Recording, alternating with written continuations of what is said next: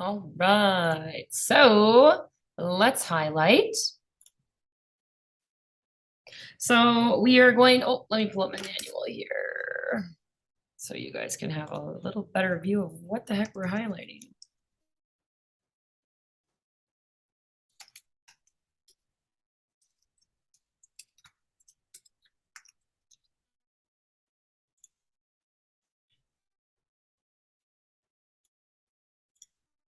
All right, and we're going to go all the way to chapter 8.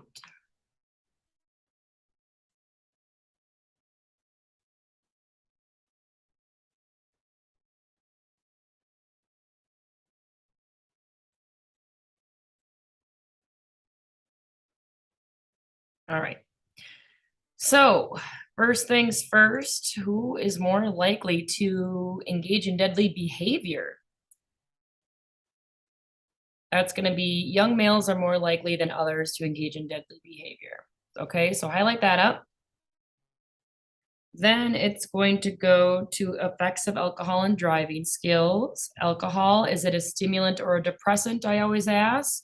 It's a depressant. How I remember it is you ever see an adult hungover the next day? They're pretty depressed. That's how I always remember it. Kind of depressing that next day. Then we're going to talk about alcohol concentration. The higher your alcohol concentration means the more impaired that you are. So if you ever hear anyone say AC level, they're not talking about your air conditioning. They're actually talking about your alcohol concentration. So the higher your alcohol concentration, the more impaired you are, the more drunk you are. Types of effects that are caused by alcohol while driving is going to be that judgment, vision, reaction time, steering, perception, coordination and balance, and attention. So make sure that you're highlighting all of those.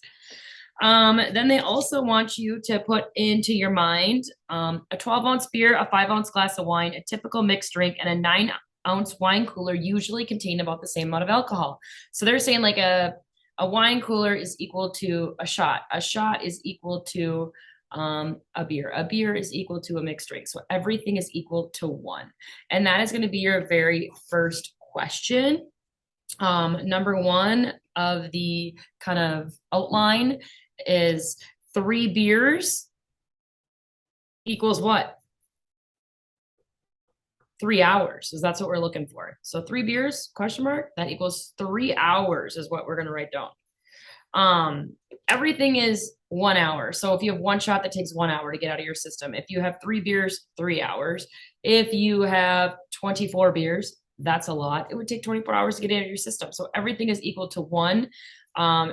If you had a shot, a wine cooler, and a mixed drink, that would take 3 hours to get out of your system. So number 1, it says 3 beers, question mark. It's kind of like a weird question, but I just want to make sure that you guys are following along. So it is kind of weird. You're right. So for that first one, write 3 hours. The term proof refers to the strength of the drink is equal to twice the percent the alcohol substance contains. A bottle of 80 proof whiskey, for example, contains 40% alcohol. So if you have a bottle of 100 proof whiskey, that's only 50% alcohol. Okay. Factors such as age, gender, body weight, mood, food intake, metabolism, and genetics have an impact on how alcohol can affect an individual. You may be affected differently by alcohol on different occasions due to fluctuating factors, okay? Food intake, sleepiness, any of those things can all cause things to be different. So today, for example, if I were to have a full meal, like I ate breakfast, I ate a huge breakfast, I ate a huge lunch, and I ate a huge dinner, and with dinner I had 4 beers, say. And say in a week, I had like a week later, I had no food at all, and I have 4 beers. Well, that's definitely going to affect me differently. 4 beers with a meal in me isn't going to get me intoxicated as fast. 4 beers with nothing in my stomach at all, I'm going to get intoxicated faster. It also says like body weight. So if like me and my friend, and she weighed 100 pounds more than me, if we were to have each 3 beers, that would affect us differently. The heavier you are, the more you weigh, the more alcohol it takes to affect your body. So she or he may need to drink more to feel what you feel at a smaller body weight. It also talks about mood. You could be happy one day and sad another, have the same amount of beers on each day, and it can affect you differently. Sleepiness, if you're wide awake or if you need a nap, that can be as well. And it also talks about where is it here? Gender genetics. So genetics would be a big one too. So say if there was two 21-year-old people, they were both girls, they both never had a drink in their life, they both had the same meals. But if one had alcoholism in their family, their dad was alcoholic and the other one did not, I mean, that could affect them differently as well. So a lot of factors to be thinking about. Males and females are affected differently by alcohol. Men generally have more muscle tissue, which does not allow alcohol absorption into the bloodstream as readily as fat. So that's what we're highlighting right here. Males and females are affected differently, okay? The only way to reduce your alcohol concentration is to wait. So like if you needed to drive somewhere and you had 5 beers in your system and you're like, well, I could go for a run and sweat it out, or I could eat a loaf of beer and eat a loaf of bread. Obviously I can't talk today. But if you were to eat a whole loaf of bread, you would just have a whole loaf of bread in your system. It wouldn't necessarily like sober you up is what they're saying. So nothing you can do. If you suck on a penny, I've heard that one before from kids, nothing you could do can sober you up any faster. The only thing you can do is wait, okay? Then we're gonna go to the body eliminates 95% of alcohol through oxidation by the liver. The remaining alcohol is eliminated through breathing, sweating, drinking coffee, exercising, taking cold showers. Nothing sobers you up faster. So in my own words, what that means, the body eliminates 95% of alcohol through oxidation by the liver. So they're saying if you were to drink a whole beer, you would have 100% of that beer in your body. But they're saying that 5% gets filtered out through urination, sweat, maybe vomiting, anything like that, okay? So 5% of that beer is not going to affect your body. Then we're gonna go to making lower risk choices. So things we could do instead of getting in the car with someone that's been drinking and driving, or if they're high or, you know, whatever. I had some kids on meth without, like, what? Meth? That's insane. Or I've had kids on Adderall before without a prescription, or I've had kids drinking, whatever. But what can you do instead? Designate a driver. It's best to do that before any drinking happens. Call a taxi and Uber. You can call me, I'll pick you up. Better than drinking and driving. I've had a student, I had a driver's ed student that actually, you know, killed somebody that I went to high school with recently because they were drinking and driving. So I'm like, call me anytime. I'd rather pick you up than read about your stuff on the paper or Facebook. So give me a jingle. Anybody. Stay overnight at a friend's house. Well, that's great. If you've been drinking, stay there. You don't need to drive. You don't need to, oh, my bed sounds so nice. Does a DWI sound nice? That's what I always say. It's like, does a bed inside of a jail sound nice? Probably not. I'm sure that your friend's couch will do just fine. Take away the keys if your friend's impaired. Honestly, like I've had to do this before and they get really mad at you and they're like, no, I'm fine. I'm fine. It's like, no, take away the keys. Like no one needs to be drinking and driving. Okay. It's just not worth it. I went to high school with a girl and she can't even move from the neck down. She never was able to even drive a car before. Her entire life, pretty much after high school, for the last 20 years, she's been in a wheelchair just because she decided to get into a car with someone that's drinking and driving. It's not worth it. She sits in a chair all day, every day. I can't imagine what goes through her head. It's just not worth it. So here, right here, a person with the alcohol concentration of 0.08. So this is the legal limit here in Minnesota. So if I were to blow under a breathalyzer and I got 0.08, that would be a DWI for me. Okay, so I need to be lower than the legal limit. If you are under the age of 21, not a drop. But if you are 21 or older, you are allowed to have alcohol in your system and drive, but you need to have lower than 0.08. Now, 0.04. Okay, you can get a DWI if you are lower than the legal limit. So if I'm over the age of 21 and older, and say for instance, there's a stop sign by my house that everyone blows.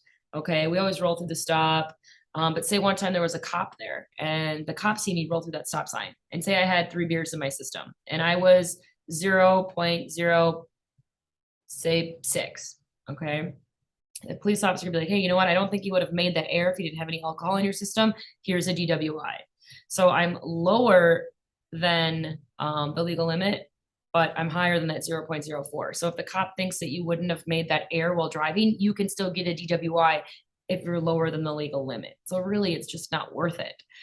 For me, 0.08 would be about 3 beers. I would never drive with 4. That I would be over the limit if I did that. It was kind of nice. We used to have a cop that used to work here at the driving school. He was a state trooper for Wisconsin, and we all wanted to see what we would be like at 0.08. So we went to the bar, and cops do this too, especially when they're testing new breathalyzers. My husband was, volunteered to be in a breathalyzer thing. So the cops just get there and go to the bar with you and have drinks, and then you go into the breathalyzers to see if they're legit and how many beers you would be to be at that. But we did that, and it was kind of cool. So you could see, how many beers you were in that, with how many beers in your system. But also have to keep in mind too, if I didn't eat a lot that day, it could have affected me faster. Implied consent law. Now this is a big one. Implied consent law. So this is where you sign for your driver's license. You're not just signing to have your cute little signature on your ID. You're signing that you agree to take a blood, breath, and urine test whenever asked. So if a police officer pulls you over on the side of the road, when you sign for your driver's license, you sign that you would agree to take a blood, breath, and urine test. If you do refuse, it's automatic loss of a license for 1 year. Even if you are sober, if you refuse to take a breathalyzer on the scene, you are at risk of getting your license taken away for 1 full year. If you are under the age of 21, you would lose your license. If you got caught drinking and driving, you would lose your license for 1 year or your 18th birthday, whichever one's longer if you were a minor. And we already learned if we were a minor on day 1 is if you got a DWI and you're a minor, you would have to take driver's ed over again. That would be that Vanessa's law. So you're going to get penalized pretty hefty if you got caught drinking and driving under the age of 18. You'll have to pay the $680 fine. You'll have to take driver's ed over again. That's like $400 some. And you'll have to lose your license for 6 till your 18th birthday or 1 year. I mean, it's a lot of stuff just for drinking and driving. No one needs to be doing it. The interlock. I don't know if you've ever seen the interlock before, but I do have some pictures of it. Let me see here.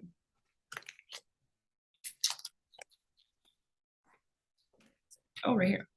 So the interlock, it's kind of like this thing. You can see it here. You blow, like this is inside someone's car, and you blow into this portion right here.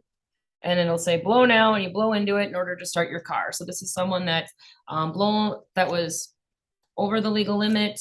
Maybe they were twice the legal limit. Maybe some stipulations happened that a judge was like, all right, you need an interlock in your car. You'll have to blow in it in order to start your car. If you have any detectable amount of alcohol in your system, your car will not start. And you need to blow in it every 15 minutes while you're driving your car. It can be very dangerous.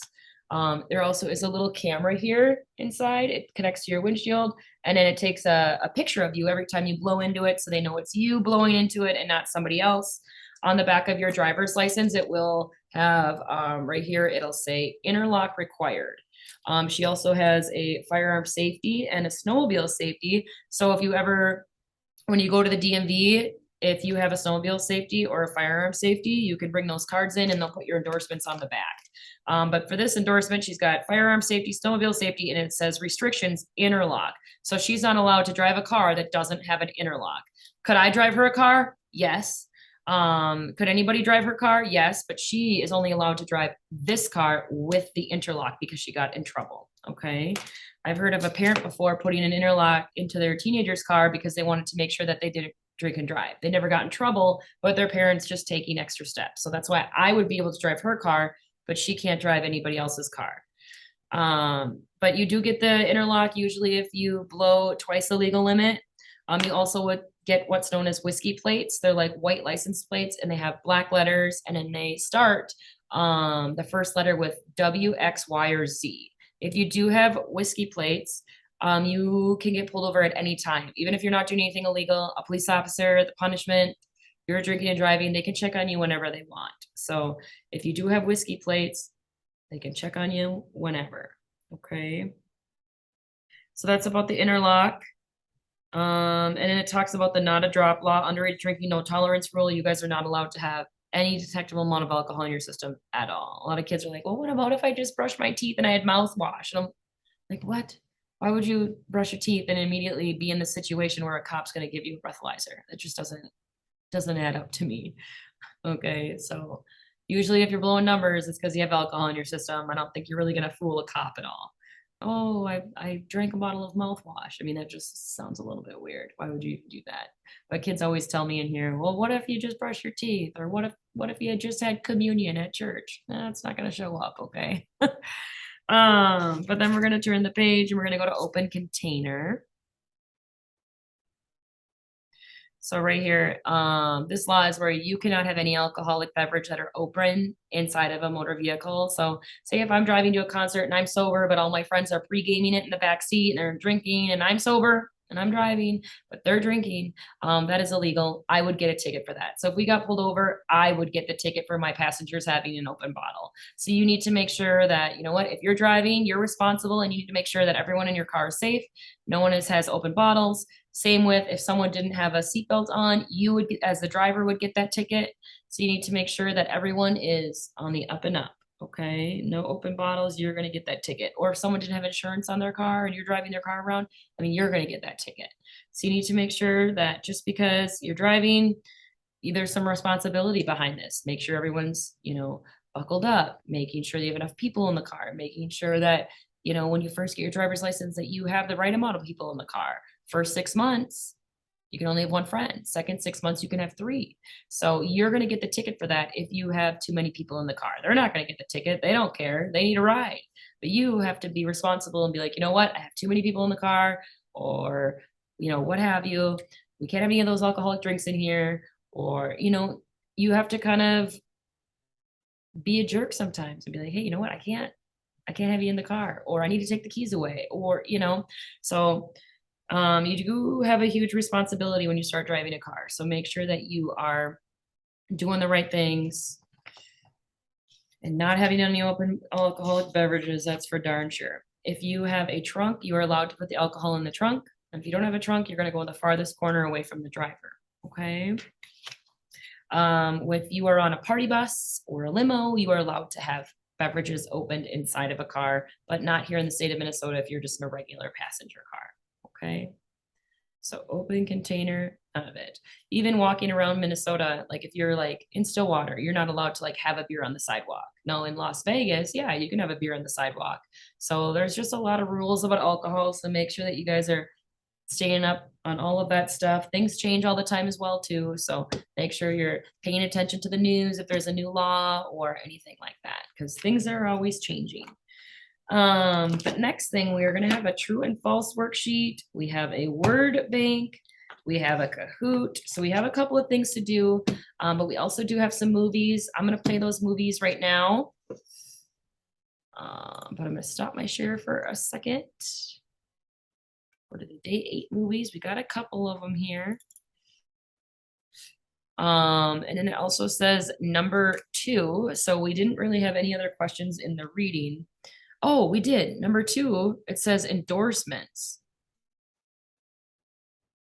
And that was just kind of like what I was talking about. Like this girl has firearm safety, snowmobile safety, and the interlock. So it says endorsements, ? And you're going to just put, they can be put on the back of your driver's license. So endorsements, ? Yes, they can be put on the back of your driver's license. For example, too, like if you ever go to like Applebee's and maybe the server asks for your parents' driver's license and they clearly look like they're over the age of 21. Well, what they're looking for is what's known as a B card. If you have a B card in the state of Minnesota, you're not allowed to drink alcohol in public. You're not allowed to buy alcohol at a liquor store, anything like that. And that would be on the back here. It'd say B card, no alcohol. Or this one says interlock or firearm safety, snowmobile safety. So just talk to me about endorsements, where they go, what some of them could be. You could have a motorcycle endorsement. You could have the endorsement for the interlock. So I'll write some of that stuff for number 2. Okay. And then number 3 here is going to be in the video. So make sure that you're paying attention to these videos. First one we're going to watch is Life Without Lindsay.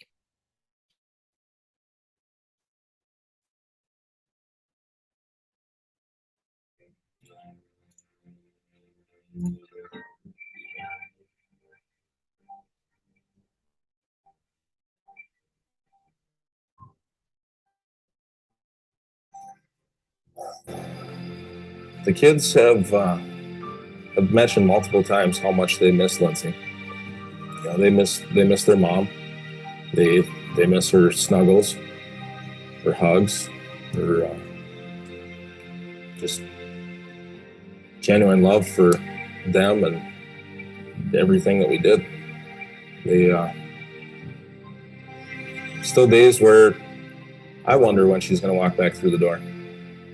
You know, and I know my kids think the exact same thing.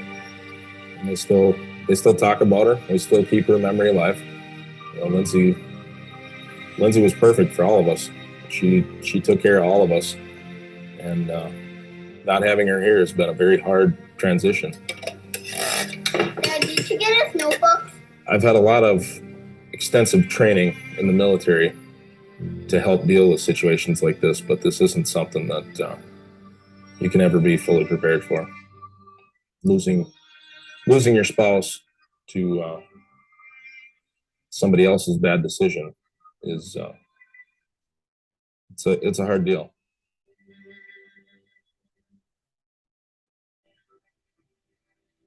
And I arrived home, started picking some stuff up, thinking about what we were going to have for dinner. And it started getting kind of late. And I realized that, okay, just picking the kids up from daycare. So I texted her, called her, couldn't get her to, respond back at all. And with that, I saw something on Facebook that there was a crash in Foley. 154, I need you to respond to Foley. I had a bad feeling and started driving towards town. Highway 23 and 11th Avenue. And I got there, and on scene, I couldn't see anything. I didn't know what was going on. Rick, did you copy the extrication involved and also children? I had to get a hold of State Patrol. New Hampshire priority 1. Was told that Lindsay and the kids had been involved in a crash. Chuck, you're responding priority 1 to a motor vehicle accident. And Lindsay didn't make it. And I fell to my knees, cried, didn't really know how to handle myself at that point, because all three of my children were in the vehicle. My youngest, who was just over a year and a couple months, had a broken femur. And my 4-year-old, he suffered a broken leg, had a pretty severe laceration on his forehead. And my oldest was 5. She had bruising on her hips and from seatbelt. Sounds like there's 6 injured. I had to tell my oldest daughter, the next day that Lindsay had passed. It's very difficult to tell a 5-year-old that they're never going to see their mom again. Because at that age, they don't quite fully understand that mom's gone. Lindsay's not coming back, and it's very hard, and it still comes up. It was 6 o'clock at night, so I at first I didn't think there's no way somebody's impaired, but that night they told me that it was an alleged impaired driver. Which one do you want? The little one. The little one? The life that I now have to live is forever changed. And that's something that the impaired driver has to live with. And I also have 3 children that now have to live without their mother. How are we going to make them? Tell the bottom part is like kind of golden, kind of not. And Lindsay was the perfect mom. She really embraced having a family, loved every minute of it. A stay-at-home mom, and she did everything she could to make everybody happy. And now it's gone, and I'll never see her again. Nice job, buddy. Bumpy road. As a member of the National Guard, there's the phrase in our resiliency training that you got to hunt the good stuff. Hold my hand. And okay, from the moment I found out, I've been trying to hunt for any kind of good that I could find in this situation. And Lindsay and I had always said that if something was to ever happen, that we'd hoped it would be one of us, and our kids would survive whatever happened. And I'm very grateful that there was people on scene right away to get the kids out of there and do the best that they could till emergency services arrived. If you have a couple drinks, make that phone call. If you're impaired in any way, stay there. Don't leave. There's nothing that important. I'm left here as a widower at the age of 33 to raise my 3 young children. Your decision could wreck somebody else's lives forever.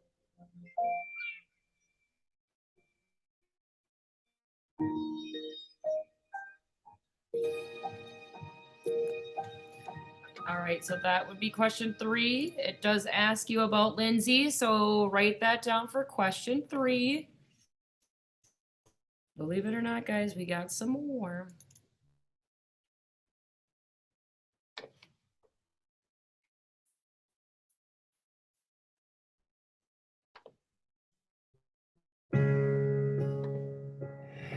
The mission of the State Patrol is to make Minnesota roads safer. In recent years, we can all agree distracted driving is a problem on our roads. The video you are about to watch is a sad reminder of how one bad choice can change the lives of not only yourself, but others around you. Imagine yourself as a husband or wife who lost a spouse, a child who lost a parent, or the driver who took someone's life, all because you were distracted.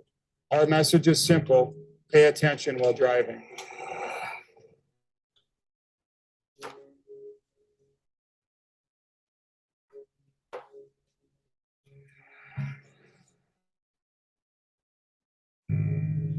We were the perfect match. We were soulmates. She loved her family more than anything. We'll miss her forever. It should never happen. I can still see her laying on the side of that road. This is going to follow me for the rest of my life. It's tough. It's tough. I made a mistake that day that I can never take back. It's lonely. Very lonely.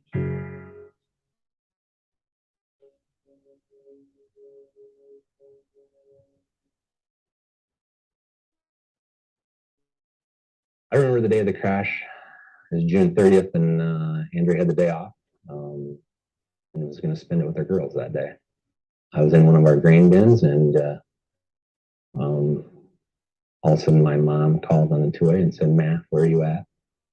And I could hear it on her voice that something was very wrong, because Mom said Andrea and the girls were in an accident. And I knew they were on the bike, so I knew it wasn't going to be good. We went out to the crash site. It was difficult. I could see they were doing CPR on Andrea. I was kind of collecting my thoughts and saying some prayers, and then the fire chief came and said that we had lost Andrea, and it was tough. And the shock started. And then I remember the phone call coming in and saying that I had to get to the hospital. My little Claire, who was 4 at the time, was not okay. She had 5 broken ribs and a punctured lung, and some cracked vertebrae in her neck. And she was intubated. To see that little girl with the tubes and everything is just something no father should ever have to go through. To see the fear in your 4-year-old's eyes and the quivering of her lip just is beyond anything that anyone should have to go through. I think she knew Mom was gone, but yet, as a father, you still had to tell her Mom was gone. That day when Andrea was riding her bike, she was doing everything right. But Chris that day was doing something unsafe. He was looking at his phone and ultimately hit my girls. And it hurts. I don't know what I was doing for that second where I did not see her. Besides, I knew I was on my phone. I remembered that I had to make a payment on a loan. And I thought, what better time to do it now? If I forget, I won't remember to do it later. And so I decided to pick up my phone and started dialing. Next thing I knew is I heard a thud. I don't know if I looked down on my phone for a split second and I heard a thud. I looked up in my rearview mirror. I saw a bicycle. And I knew right away it wasn't good. I never saw her one time. I stopped the vehicle as quick as I could. I started running back towards the bicycle. 911, where's your emergency? They're going because I think they call me. They're not being like You need the ambulance? they're not breathing good at all. We need an ambulance or something really fast. Like he's not breathing. My thoughts were, what the hell have I done? How did I not see her? No doubt in my mind, it was my fault. I was on the phone. I was driving. I was in control. It was my fault. Mr. Weber, you have the right to remain silent. Anything you say can and will be used against you in court. You have the right to talk to a lawyer and have a lawyer present now or anytime during questioning. Were you a driver involved in this collision? Yes, I was. The military is taught me one thing, is honesty, integrity. That's who I am. It was my fault. So it's fair to say you were looking at your cell phone. Yes, it would be fair to say it could be. I don't remember looking at myself. I remember being on my cell phone when it happened. Did you have time to apply your brakes? No, I did not have time. I didn't even see the gal. I don't like to fail. That day, I felt like I failed. I failed because of my phone. I was distracted that day.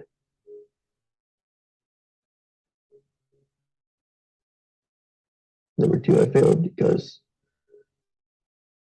I couldn't keep her alive. We miss her. The hugs, the touches, the smile, the laughs. She loved her family more than anything. She loved her kids. She'd do anything for her kids. In fact, Andrea's last night here, she slept with Claire all night. She was just taking care of Claire one last time. Andrea and I were going to, we wanted more kids. We even talked about adopting someday, but those dreams were shattered. We were the perfect match. We were soulmates, and it's just hard going on without her and waking up every morning to an empty home and an empty bed just because there's just one person missing. I like Ford's crash. 26-year-old, loving life. Got 2 kids. Then I made that bad choice. Picking myself on that day, make that call. That choice that I can't take back. And I killed somebody because of that.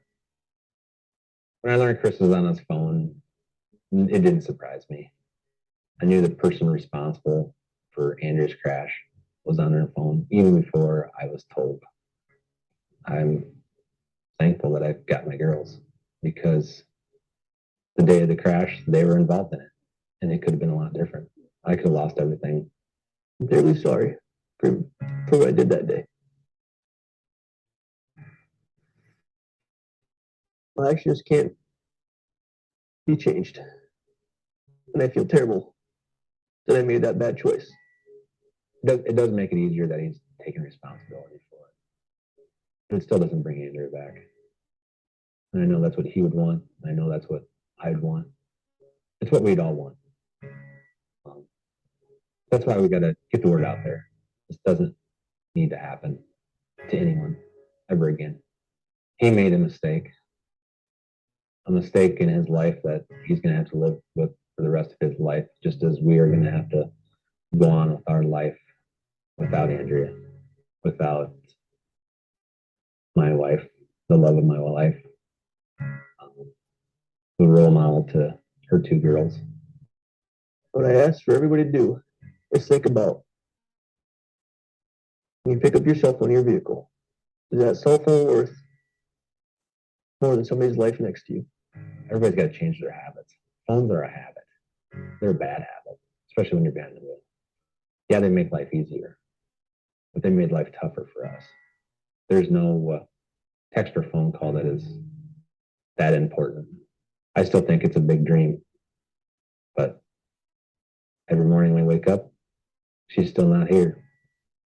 Put the phone away. We're pretty good butterfly watchers now. Anytime we're seeing a butterfly, whether it be me or Claire, butterflies remind me of mom, and that mommy is sending these butterflies from heaven for us to see. And we stop and take a moment and just watch the butterflies. We'll miss her forever. We'll miss her forever.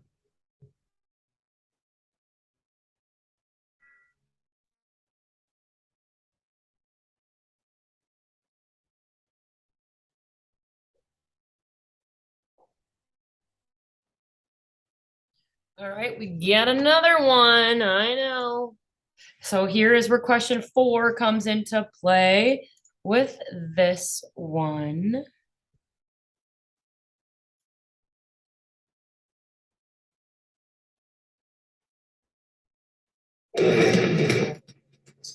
So I just confess that I text and drive.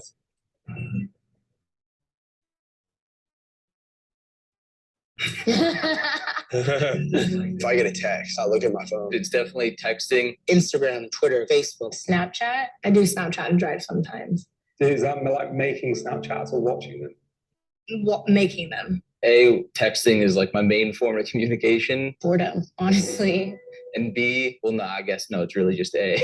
I've only never done it at stoplights. I've always been really good about it. The passenger has a pretty important role driving now, where they're like, oh, red light, red light. If someone that you like texts you, you're like, you can't just like let it sit there without just knowing what they said. Because what if something exciting's happening or something happened? Like every time I do it, I think about, I'm like, why am I doing this? And then I just keep doing it. So I'd want to introduce you to a friend of ours. My name is JC. Hi, Alexis. Hi, Dash. Justin, nice to meet you. Nice to meet you. I just really quickly want to have a chat, tell you what happened to me. When I was 21 years old, driving home from my college graduation ceremony. Driver on his phone was so distracted. He turned left into the intersection at a red light. Another car, an 18-wheeler, swerved to miss him and hit my family's car. And the resulting collision actually killed both of my parents. I spent 2 months in the hospital fighting for my own life, and then 2 more months in a rehab hospital, learning how to walk again, learning how to speak again, learning how to dress myself and how to feed myself. I live with a partially paralyzed body. I didn't have my daddy to walk me down the aisle when I got married.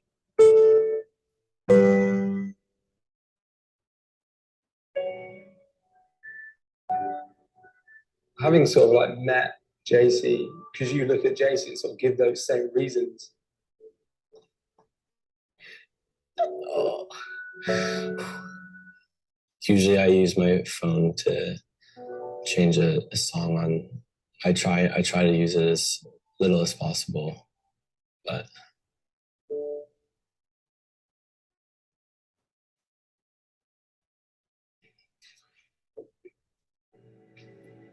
I'm not gonna look at my phone ever again. Honestly, if I have been sitting at a red light, I'll like glance down to see if my mom's texting me, but the people's lives that are impacted from something that is so stupid.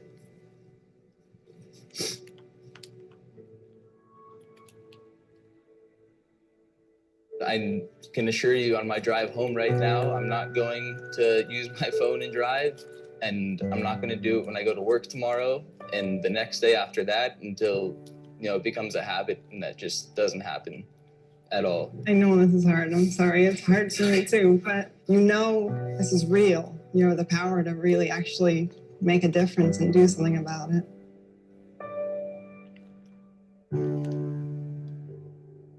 Thank you.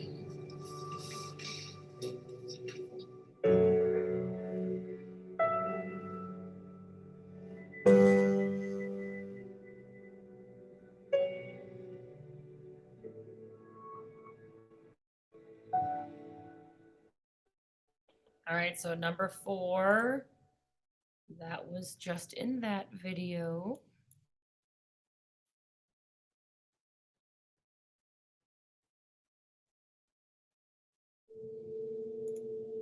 I know this is crazy, but I got another one. I mean, there's so many drinking and driving ones, but we're winding down here.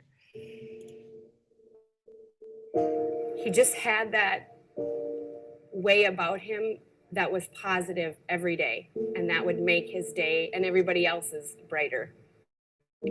I don't think you ever recover. I think you cope every day. This has to be a dream. I'm going to pinch myself and wake up, and none of this will have happened. Marcus's accident happened about 2, maybe 3 miles from home. It was a straight county highway. When they told me he didn't have his seatbelt on at the accident, my first thought was, you have the wrong person. Because he didn't go anywhere without a seatbelt. Marcus and I had a really neat relationship. It didn't matter what was going on, he would bring joy anywhere. My little nieces and nephews just are drawn to him and couldn't wait for him to come over. He brought a light to the room like nobody else. And he had so many different interests. And if he was outside, he was more content than anything. Couldn't wait for basketball season. But baseball was his passion. But he gave it everything he had, no matter what. The day of his accident was just a normal day. And he got up to go to work that day. And as the door shut and I saw him leave the driveway, I just had that gut feeling something isn't right. And about 15 minutes later, I got a call from the McDonald's and they said he didn't show up to work. He left, 20 minutes ago. He would have been there in plenty of time. And she said, I don't want to startle you or worry you, but the ambulance is headed out of town that way. And I knew. Got to the scene, he wasn't there. He had already been transported to the hospital. Within getting there, the paramedics came out and the doctor came out and said, we're trying to stabilize him. Less than 5 minutes later, they came back and said he stopped breathing. We're performing CPR. A couple minutes after that, same doctor came out and said the same lines you see in a TV show. I'm really sorry, he's not going to make it. Day to day now is quiet. Even though he was gone for school and gone for sports, it wasn't quiet when he came back home. The music would blare, the TV was on, clothes everywhere, and I miss the anticipation of him coming home. We try really hard to think of all the happy thoughts and the positive, and we talk about Marcus as if he were still here with us. But you don't ever get over it. You just survive each day. Now that he isn't here, we definitely have fallen onto our faith to get us through. I want people to look at his memorial at the school and remember what a happy, neat guy he was. And that 1 second changed his life and everybody that knew him. That second did change thousands of lives. There is nothing that could be happening in that vehicle that is more important than your life.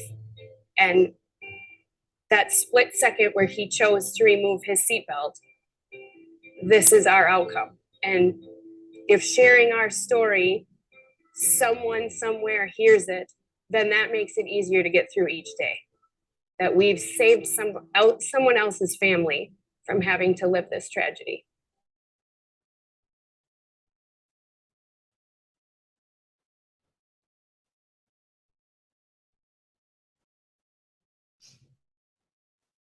All right. Oh. All right.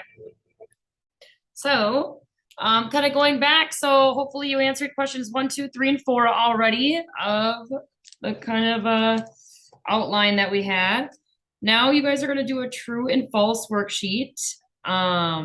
one little word can make it true, one little word can make it false. So make sure that you're paying attention. Like for one question, it says you cannot park within how many feet? Well, within means, you know, to me and closer. You want to be, you know, whatever the feet is and farther. You don't want to be within. Okay, so make sure that you guys are checking that out. And then you will have a word bank that you are going to use your manual in order to do it. Okay, all the answers are in the word bank, but you're going to use your book, and it kind of goes right in order as well. So make sure you're using your book for that.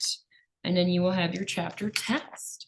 So like always, if you have any questions, give me a jingle. Otherwise, we're kind of winding down here with our week. Start thinking about signing up for that permit test. If you have any makeup days, make sure to contact me so we can get those taken care of. But now it's kind of time to start thinking about permit tests, next steps. When are we going to take the permit test? You got to be 15, and you have to have completed all 30 hours of classroom. So start signing that up, and then we're going to start driving soon. So things are getting serious around here. All right, guys. Well, if you have any questions, let me know. Otherwise, you guys have a fabulous evening, and we will see you later. Bye.